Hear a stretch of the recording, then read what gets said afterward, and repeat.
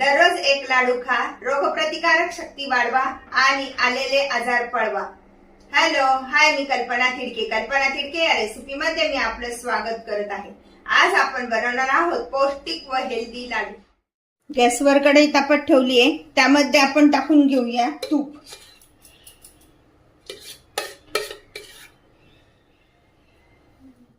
हा डिंक फुलायला लागल्यानंतर आपण डिंक तळायला घेऊया। बघा, आता टाकल्यानंतर तो लगेच फुलला जातोय। अशा पद्धतीने आता आपण सगळा डिंक तळून घेऊया। पौष्टिक लाडू मध्ये डिंकाचा सुद्धा खूप उपयोग होतो। अशा पद्धतीने हा 100 ग्रॅम मी डिंक घेतलेला आहे आणि तो प्रथम आपण तळून घेऊया।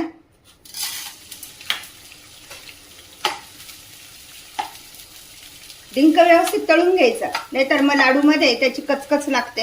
आता गॅस थोडा कमी करून ठेवायचा आणि व्यवस्थित असा मीडियम आचेवर, मध्यम आचेवर व्यवस्थित तळून घ्यायचा, म्हणजे पूर्ण आतमध्ये सुद्धा डिंक तळला जातो आणि छान फुलतो। पद्धतीने आता आपण हा डिंक काढून घेऊया आणि सर्व डिंक तळून घेऊया। अशा पद्धतीने सगळा डिंक तळून झालेला आहे, काढून घेऊया। नंतर आपण बदाम तळून घेऊया। 200 ग्रॅम बदाम घेतलेले, थोडे थोडे तळून घेऊया।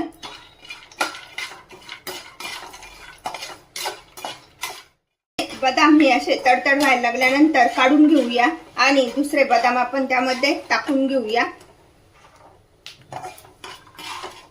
सगळं साहित्य व्यवस्थित भाजून घ्यायचं। सर्व साहित्य व्यवस्थित तळून घ्यायचंय। अनुसार 2 वाट्या बदाम घेतलेले। मुलं असे बदाम खायला दिल्यानंतर खात नाही, पण अशा पद्धतीने लाडू वगैरे करून जर दिले तर बदाम पण खाल्ले जातात। मुलांच्या बुद्धीचा विकास होण्यासाठी बदामाचा खूप उपयोग होतो। थोडंसं तूप टाकून त्यामध्ये आता आपण व्यवस्थित परतून घेऊया। अशा प्रकारे हे काजू पण चांगले परतून झालेले, काढून घेऊया। अर्धी वाटी पंपकिनच्या बिया त्या पण छान अशा परतून घेऊया। अशा प्रकारे या पंपकिनच्या बिया पण आता छान अशा परतून झालेल्या आहेत, त्या पण काढून घेऊया। त्यामध्ये तूप टाकून घेऊया 2 चमचे।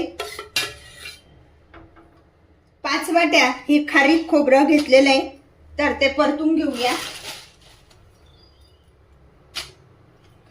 खारीक आणि खोबरं एकत्र दळल्यामुळे ते गिरणीला चिटकत नाही, म्हणून खारीक आणि खोबरं एकत्र दळलं जातं।